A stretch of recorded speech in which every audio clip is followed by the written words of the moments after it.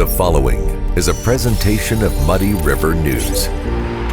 On the next Muddy River Gem, brought to you by Dot Foods, we'll tour Windsong Acres, a farmstead now a popular event venue. Now that's the way an old barn door should sound. There you go. Yeah. Perfect. When we saw the picture of how it used to be, my wife and I looked at each other and said, "Oh my gosh, we have to restore that." We got the Mennonites it was really fun because the Mennonites were roofing and they were up there singing in German. And of course, I was a minister. We'd talk theology, at lunch breaks, And so when Gun Construction came to do that, there must have been 200 women and children formed this giant circle around when Gunn lifted that up and put it up there because they'd been big celebration. They'd been hearing of it. Shelley made treats for all the Mennonites that came. It was just we had a wonderful time. That's coming up on the next Muddy River Gem, brought to you by Dot Foods.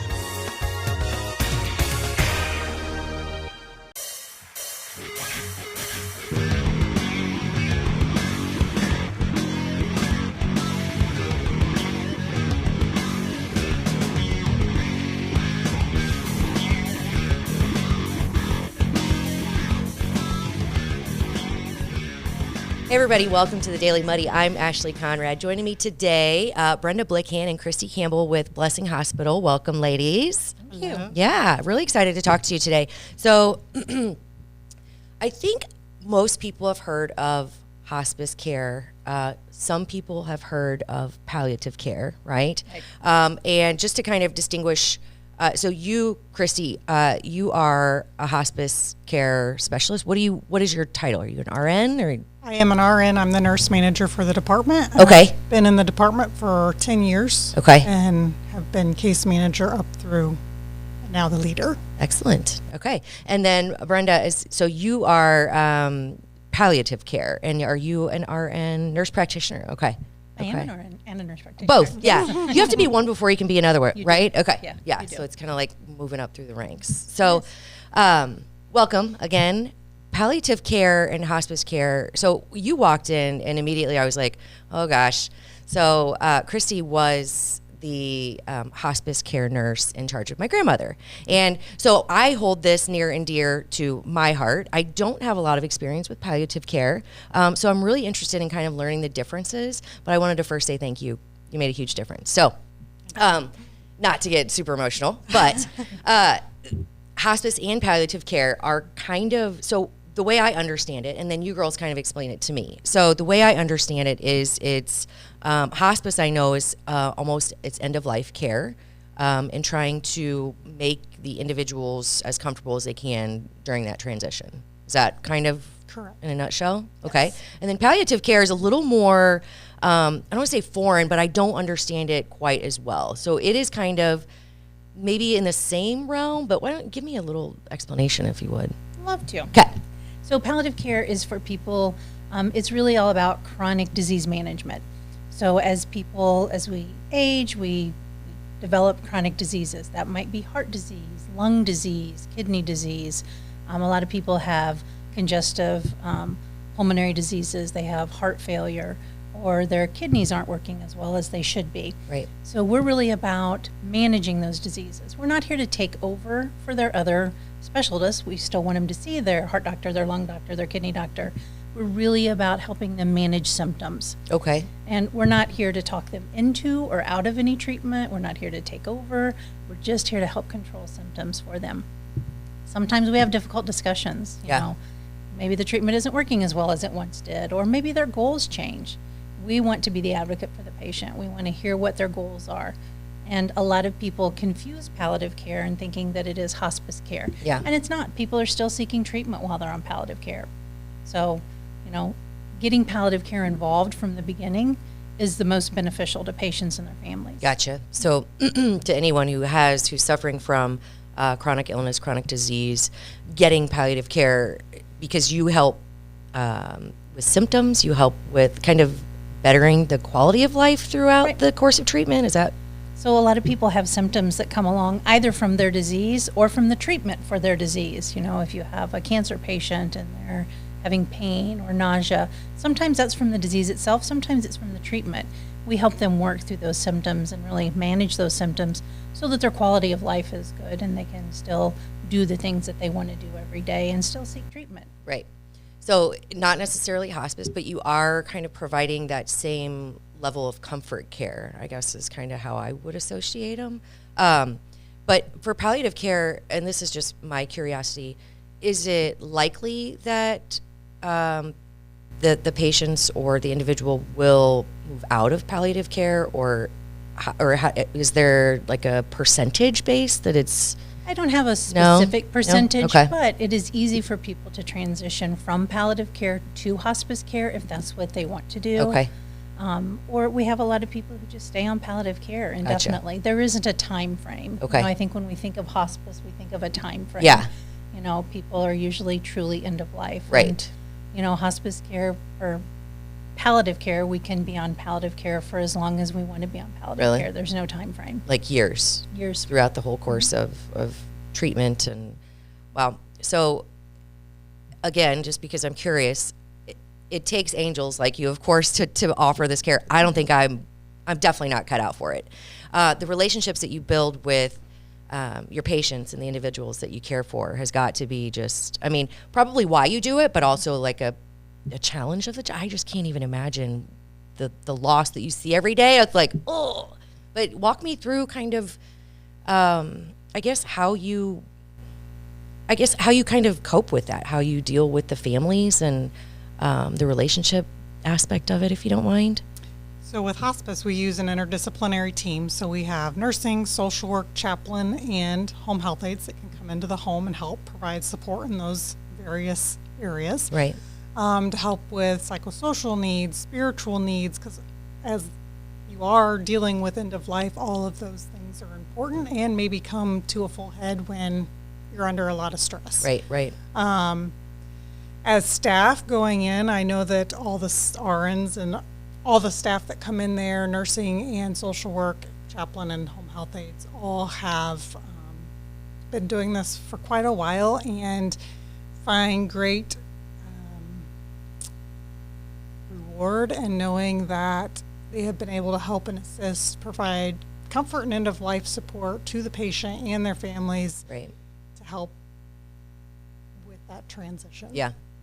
I guess it would have to be the reward kind of overshadows the almost like the grief or the sadness part. So it is a fact of life. We all know that it is. But I can only imagine the relationships that you build, not only with the patient but with the families, and having those tough discussions. And yeah, I love that you girls can do it. I love that, ladies. I'm sorry. I love that you can do it.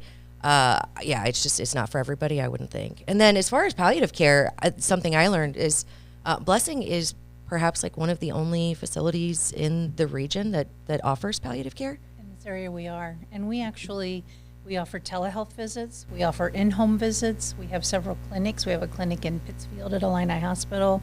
We have a clinic in Hamilton, Warsaw, and we have a clinic in Hamilton. So patients can come to us from their geographic location because we do know that we are the only one in this area that offers palliative care services. Right. So we also have a clinic at the hospital in the medical oncology space. You do not have to be a medical oncology patient to come there.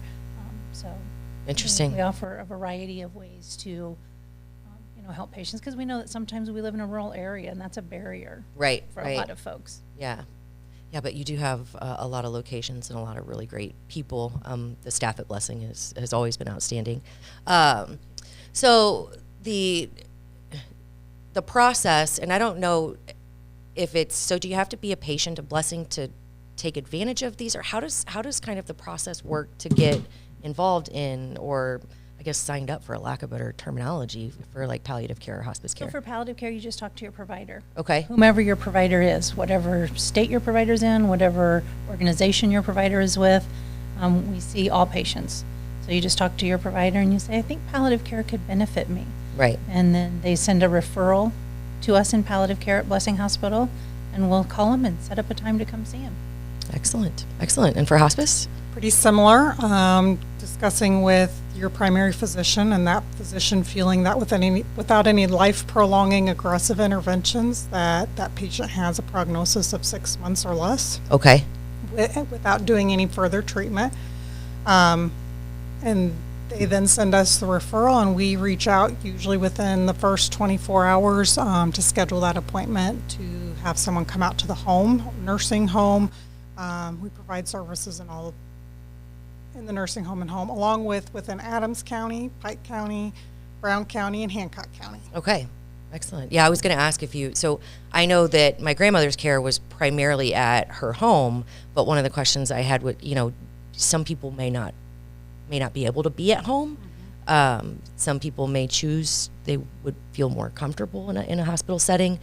So if you are at home and you have, you choose to go on hospice care, as far as like the equipment that's needed that goes along with the care, is that something that you also help provide, kind of the resources, or at least a connection to those resources? Yep. So Okay. Medicare Part A is what covers hospice care, Okay. along with Medicaid has coverage, and almost all private insurances have some sort of hospice benefit to them.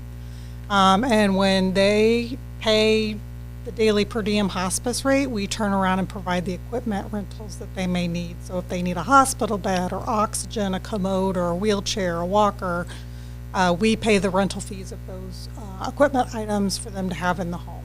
Okay. We're not in the home 24/7, so family does either have to provide that 24-hour care or hire caregivers in, Sure. or start looking at nursing home placement when that patient can no longer stay in their home by themselves. Right. That's a good point. So I think, you were there often, but we did have family come in and shifts, kind of help care. But how often do you say like a hospice care professional visits in a typical? So if you take all the disciplines, so really you don't have to have all of the disciplines come in if you don't choose, but if you utilize all the different staff, the nurse usually comes in twice a week. The social work comes in usually twice a month, chaplain twice a month, and then home health aides come in several times a week depending on the request. And then we also have a nurse on call 24/7, so that if in the middle of the night symptom management becomes an issue and is no longer controlled, there is a nurse that's able to respond to that issue. Because our Okay. goal is to help keep them at home, Right. in their home setting without having to go back and forth to the Sure. hospital. Absolutely. And then as far as palliative care, I'm sure it's a little bit different, but equipment, is that offered in the home setting as well, or is that primarily in the hospital setting? So for palliative care, we don't necessarily have nursing staff that go out to the home Okay. per se, but we would order home care, perhaps, if we found a need. And of course, home care has skilled nurses, physical therapy, occupational therapy, social work, home health aides. They have a large variety of disciplines as well. We would find out if they would benefit from that, and if they would qualify for it, and we would order that if needed. We could also order equipment for them, but then it goes through their usual insurance. Gotcha. It's not something that's provided necessarily by palliative care, but we Gotcha. would order it.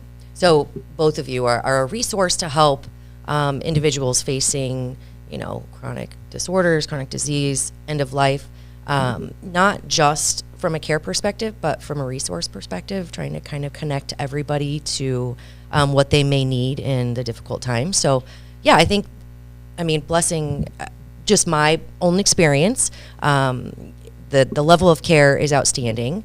Again, I'm not sure how you do it, but I applaud you both. And I really just think that it takes a special person to be able to be in the nursing field, for one, in the healthcare industry, but then to be with patients and their families during the end of life and during tough times. You guys are like angels on earth, and I appreciate it so much. Yeah. And I don't know if there's anything else that we didn't touch on, but I want to give you an opportunity to chat about anything that maybe I missed. Did we kind of get it all? I just think from my perspective in palliative care, if anyone has any questions, if you're sitting at home watching this and you're thinking, I wonder if that could help me. Right. Just give Blessing Hospital Palliative Care Department a call. One of our nurses, Penny or Darcy, will be more than happy to talk to you and, Okay. and just kind of talk through it. Excellent. Same kind of for hospice. If there are any questions, of course, they can reach out to Blessing Hospital. And if you have any questions, you can always reach out to Muddy River News, and we'll get you connected with these fine ladies. And thank you so much for coming on to chat with me. I learned quite a bit today. Thank you. Yeah, appreciate it. Coming up next, I sit down with Sarah from Horizons. Stay tuned.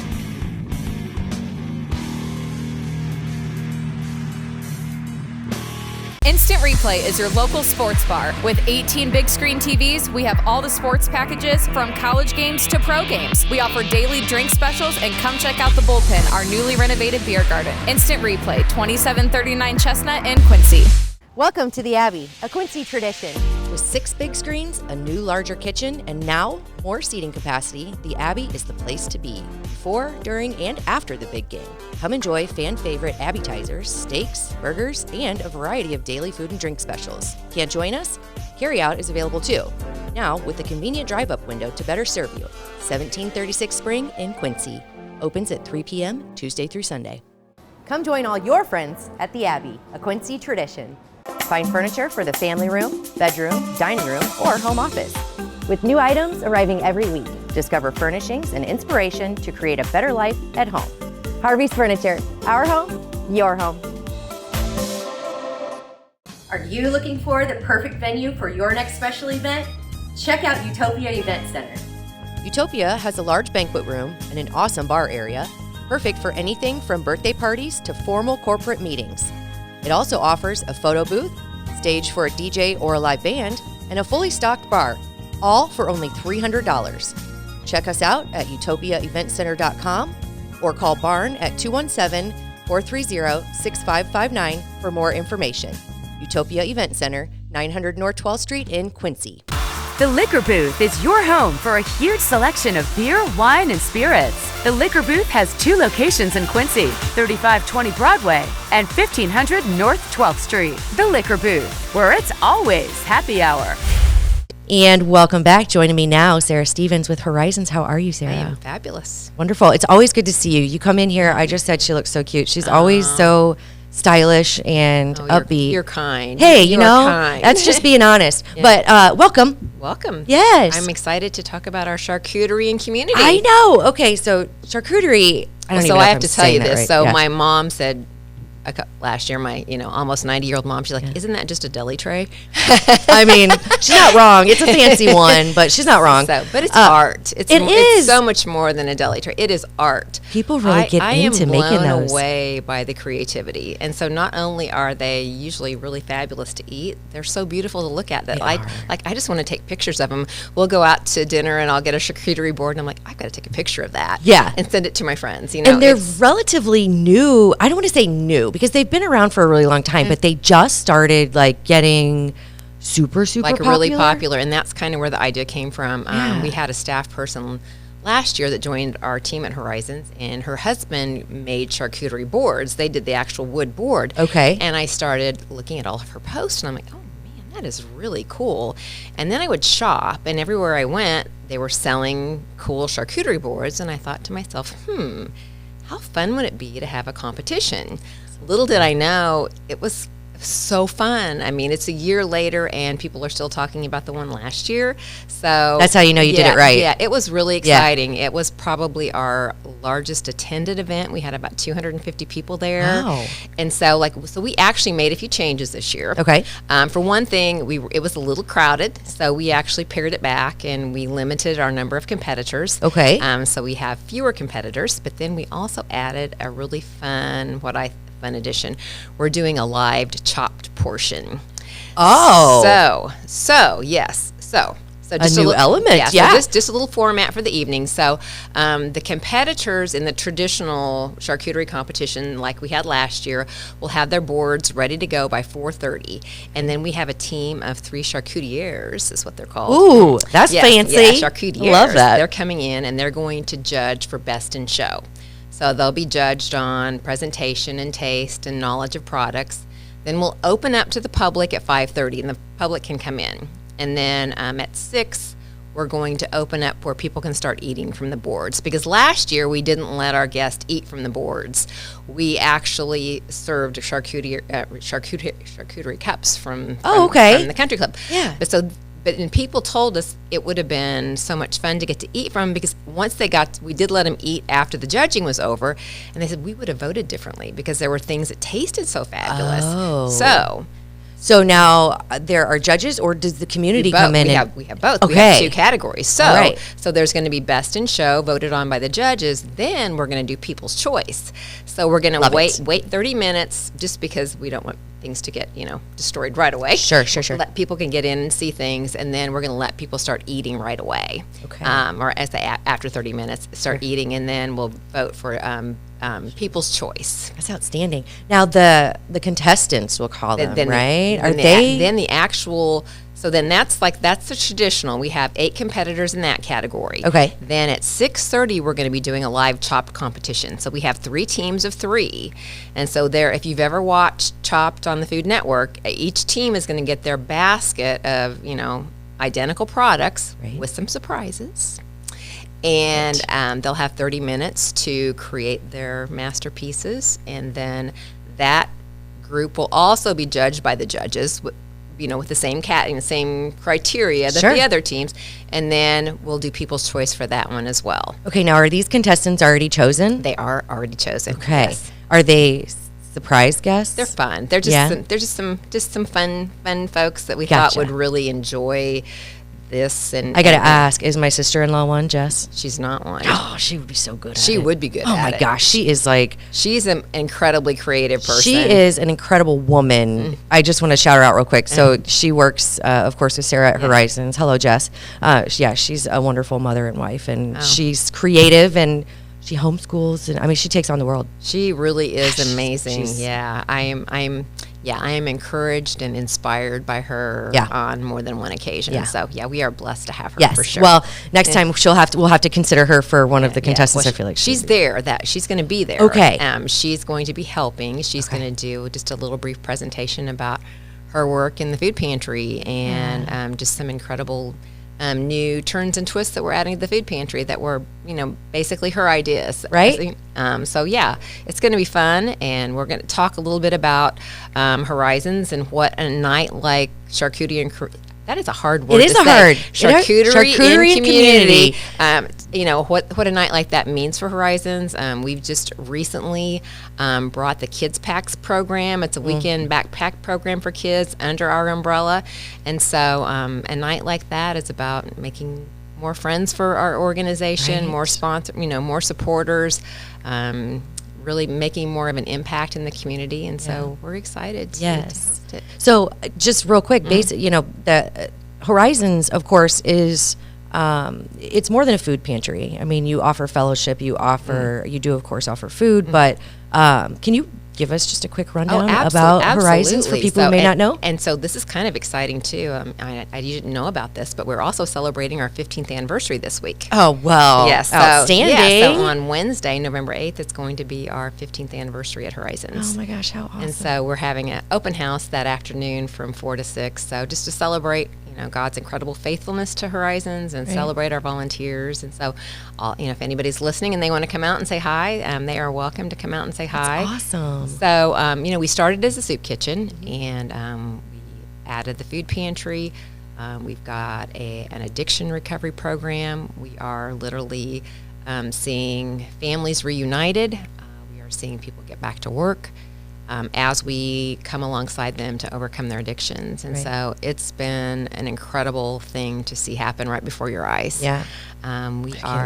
So we are, I told you Jess is working on some new projects with the food pantry. We're going to have a day where it's going to be a co-op day where we're going to let our guests come in and work alongside us, hoping that we can work together, learn from each other, grow together. We're finding the food pantry is incredibly busy right now. We are serving more people than ever before. So the poverty level, I believe, in Adams County went down 1%, but the people that live in that area where they're working but just barely getting by, and they don't, that number has increased by 12%. So we've got more people living in that where, groceries alone, though. One emergency. Honestly, one unexpected emergency really sends their budget into a tailspin. And so we're seeing people that have never been to the food pantry before ever, and they're working. And so, like you say, I go to the grocery store and get my 3 little bags. And oh my gosh, it's just it makes you almost sick to your stomach. It does. Really. And then you can see why more and more people need it. And it's not, I kind of hate I like the hand up, not a hand out. Right. I do like that, but it's also, it's just everybody goes through a rough time, and especially now, And they do. So not only, we've got the soup kitchen, which we, served almost 40,000 meals last year. We're serving our folks in the food pantry. Again, a lot of those people are working people. We have the addiction recovery program, and now we have kids packs. Yeah. The weekend backpack program for kids. So there's a lot of things happening. I always say food is kind of like the gateway. Food is what brings people to Horizons. A lot of times once they're there, they feel like they're seen and they're heard and they're valued. Sure. And a lot of times then we can come alongside people and help them, find ways to make their life better and to find some ways to help them have more income and have more of an opportunity to find something purpose and where they can thrive. And so it's a really fun thing to be part of. I bet it's outstanding, and thank you all for the work that you do. I know spreading positivity through resources, but also through, like you said, just showing people that they're seen. And we have people honestly that will say, we don't necessarily come here because we need a meal. We come for the community and the fellowship, which is, and that's hope. Hope is as important as the food and the air, that we breathe and the food that we eat. We had a guest tell us one day that she's like, this is the only place that I come that if I didn't show up, somebody would come look for me. Really? And so that's honestly, that's as important as food, and people need. I've been watching a little bit of the Blue Zone. I don't know if you watched any of that. I've heard of it. I haven't watched it yet. What causes longevity in life, and a lot of it is community. Yeah. And it's purpose, and so that's what we're hoping. In addition to food gets people in the door, and then hopefully we help them find that. Well, and I think both are kind of have always been important, but kind of hard to come by anymore because everybody's so busy. Everybody has social media. It's like those connections, those human connections. Are very important, and then also, of course, the resources, because anybody who's not struggling right now with in at least one area of their life, you're doing pretty darn good. Yeah. So count your blessings, right? Absolutely. So Charcuterie and Community, it is Friday, November 10th. Right. Okay. Doors open at 5:30. So 5:30, we'll start actually consuming off the boards at 6. So if you want to see them before they get eaten on, you want to come right at 5:30. We'll have the chopped portion of the competition starting at 6:30. Okay. We'll announce the winners about 7:45 and talk a little bit about the work that Horizons is doing. You can go to horizonsquincy.com to get your tickets. Okay. So simple, horizonsquincy.com, click on the ticket button. It's right there on the homepage. There will be tickets at the door. Okay. Because I know a lot of you folks out there. Yeah, we wait. We wait till the last minute, and that for an event like this where it's not an actual sit down dinner and we're knowing exactly what to prepare. It's not as big a deal. So we are going to be selling tickets at the door. So if you're a last minute person and you just find out that your schedule's free, or you don't want to miss an incredibly fun time, because it just really is. People honestly probably more incredible comments just about how much fun it was and what an experience it was. And people all like experiences these days. Yeah, well, it's so different. Everybody's looking for an experience. Yeah. So I promise you it's a good time. So Country Club, right? Yes, Quincy Country Club. Okay. And so you mentioned you can get tickets at the door. And, of course, all proceeds benefit Horizons, which is an amazing cause, an amazing organization. But it wouldn't be possible without some sponsors and some donors, right? Yeah, absolutely. Kuntz Builders, Town and Country Bank Midwest, Winters Insurance, and Verve Imports. Excellent. So, excellent. Yes. Well, thank you again for, of course, your involvement in the community. You've always been outstanding, and I always love talking to you. Well, so. You make it easy. This is fun. We can't surely be done, are we? I know. That went really fast. I know, but it's because it's so fun. Yeah. So Charcuterie and Community, Friday, November 10th, 5:30 to 8 is kind of the time frame. You can get your tickets at the door, but if you don't want to wait, you can also go to horizonsquincy.com. Yep. Yes. And that sounds like it's going to be an amazing night. So get your tickets, support a great cause, Charcuterie and Community. Sarah, thank you so much. Thanks, it's always a pleasure. Me. All right. I think that does it for today's Daily Muddy. We'll catch you back here tomorrow for Coffee Talk.